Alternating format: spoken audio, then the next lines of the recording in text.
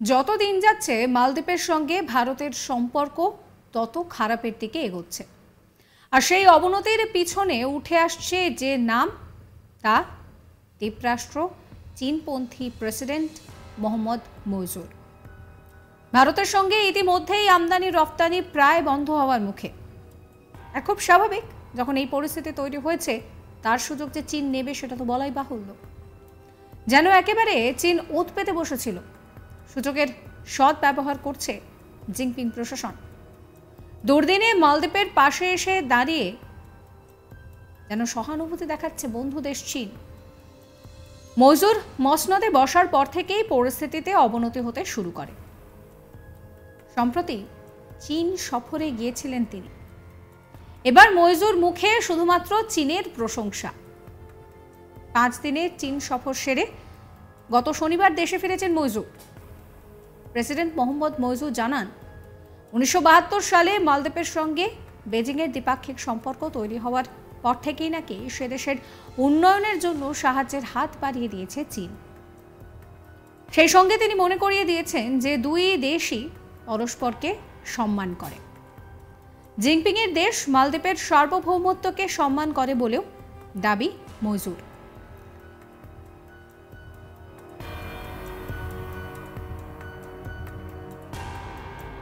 তার এহেন মন্তব্যকে তাৎপর্যপূর্ণ বলেই মনে করছে ওয়াকিবহাল মহল। 26শে জানুয়ারি ভারতের 75তম প্রজাতন্ত্র দিবস উপলক্ষে আগামী দিনে ভারতের উন্নতি এবং অগ্রগতির কামনা করেন মইজুর। মালদ্বীপ ভারতের কয়েক শতাব্দীর বন্ধুত্বের উল্লেখ করে জানান যে দুই দেশের মধ্যে বন্ধুত্ব, পারস্পরিক সম্মানের সম্পর্ক রয়েছে। সম্প্রতি প্রধানমন্ত্রী নরেন্দ্র মোদী অবমাননা, ভারতীয় ভূখণ্ডের অবমাননা ইত্যাদির প্রতিবাদে ভারতীয়দের মালদ্বীপ বয়কটের পদক্ষেপে পেটে টান পড়তে শুরু করেছে মালদ্বীপের। অন্ততপক্ষে এবার নতুন নতুন পদক্ষেপ কিন্তু সেই দিকেই ইঙ্গিত করছে। মালদ্বীপের association of travel agents and tour অপারেটরসের তরফ থেকে একটি ট্যুর সংস্থাকে একটি চিঠি পাঠিয়ে পর্যটক পাঠানোর আবেদনও জানানো হয়েছে। গত কয়েক মাস ধরে মালদ্বীপে সেইভাবে ভারতীয় পর্যটক না যাওয়ার কারণে বেশ চাপে পড়ে গিয়েছেন মালদ্বীপের প্রেসিডেন্ট মোহাম্মদ মইজুর।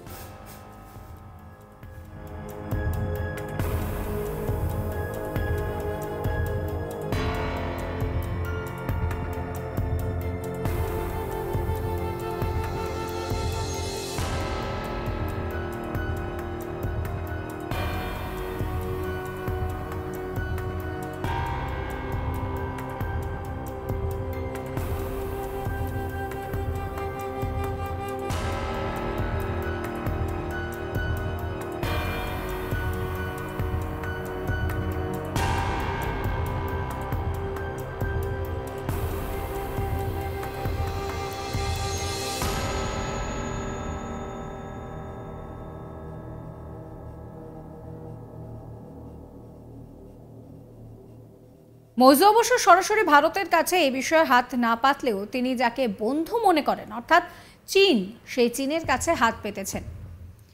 তিনি চীনের কাছে আবেদন জানিয়েছেন আরও বেশি করে পর্যটক পাঠানোর জন্য।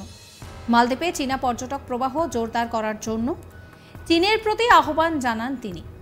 মালদ্বীপের প্রেসিডেন্টের কার্যালয়ের ওয়েবসাইটে প্রকাশিত বিবৃতিতে তিনি জানান, করোনা মহামারীর পূর্ববর্তী সময়ে চীন আমাদের 1 নম্বর বাজার ছিল। আমরা চীনে এই অবস্থান পুনরুদ্ধারের জন্য জোরদার চেষ্টা করেছি। মালদ্বীপের অর্থনীতি মাছ সংগ্রহ অথবা নিজের এলাকার নারকেলের দড়ি বিদেশে রপ্তানির উপরে নির্ভর করে।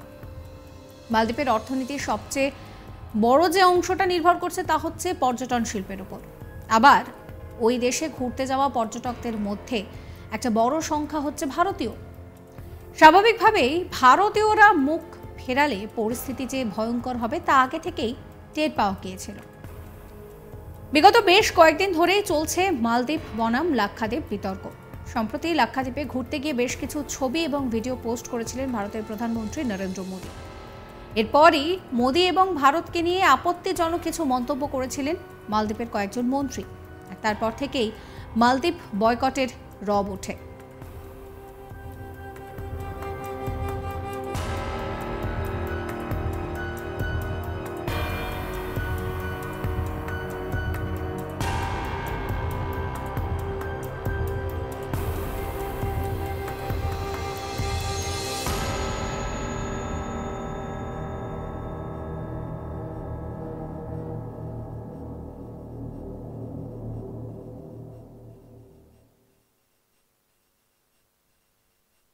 যতদিন যাচ্ছে মালদ্বীপের সঙ্গে ভারতের সম্পর্ক খারাপের দিকে এগোচ্ছে, আর সেই অবনতির নেপথ্যে যার নাম উঠে আসছে তিনি হচ্ছেন প্রেসিডেন্ট মোহাম্মদ মইজু।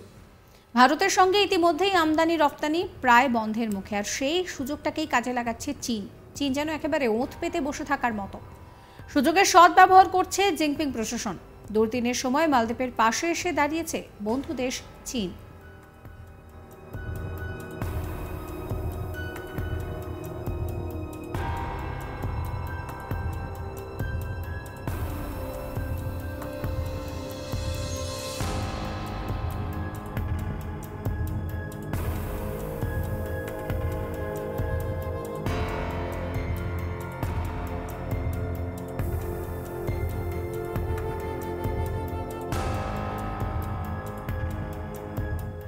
মইজুর মসনদে বসার পর থেকেই পরিস্থিতিতে অবনতি হতে শুরু করেছে। সম্প্রতি তিনি চীন সফরে গিয়েছিলেন। এবার মইজুর মুখে শুধুমাত্র চীনের প্রশংসা। 5 দিনের চীন সফর সেরে শনিবার দেশে ফিরেছেন মইজু।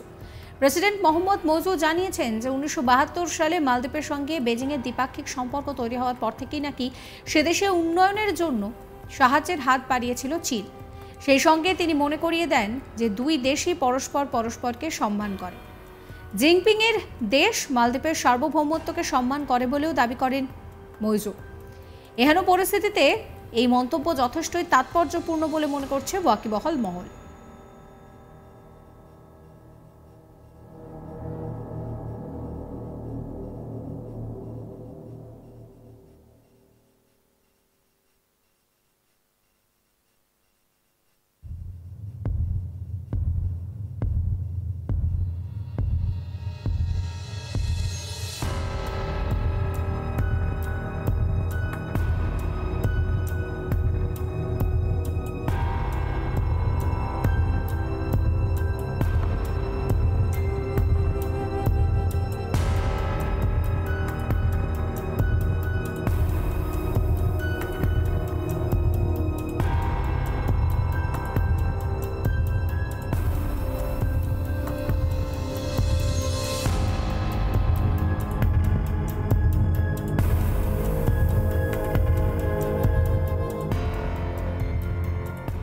সমস্ত খবরের আপডেটের জন্য আপনাদের নজর থাকুক আজ তাক বাংলায়। সাবস্ক্রাইব করতে ভুলবেন না আজ তাক বাংলার ইউটিউব চ্যানেলকে। এখন আমরা হোয়াটসঅ্যাপে রয়েছি, তাই ফলো করবেন আজ তাক বাংলার হোয়াটসঅ্যাপ চ্যানেল।